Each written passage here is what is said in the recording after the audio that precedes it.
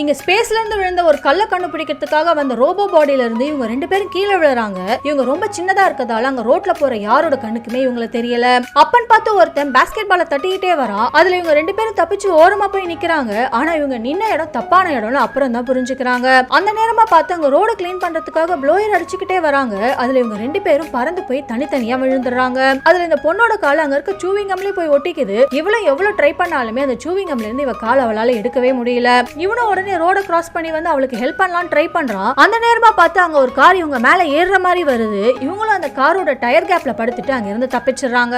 அதுக்கப்புறம் இவன் தூரமா இருக்கிற ஒரு கவரை பாக்குறான். அதை பார்த்ததுமே இவனுக்கு ஒரு ஐடியா ஒண்ணு வருது. பார்த்தா அந்த கவரையே பாராஷூட் மாதிரி யூஸ் பண்றான். இப்ப 2 பேருமே அங்க இருந்து எப்படியாவது தப்பிச்சிடலாம்னு நினைக்கிறாங்க. ஆனா அதுவுமே நடக்கல. ஏன்னா இவங்க பறந்துட்டு இருக்கும் போதே அந்த பக்கமா வந்த ட்ரக்ல மோதி அதோட வைப்பர்லயே போய் மாட்டிக்கிறாங்க. அந்த கவர் அந்த வைப்பர்ல இருந்து எடுக்கிறதுக்காக டிரைவர் வைப்பர் அந்த பக்கமும் இந்த பக்கமும் ஆட்டுறாரு. அதுல இவங்க 2 பேருமே பறந்து போய் மறுபடியும் இவங்க வந்த ரோபோ மேலேயே போய் விழுந்துடுறாங்க.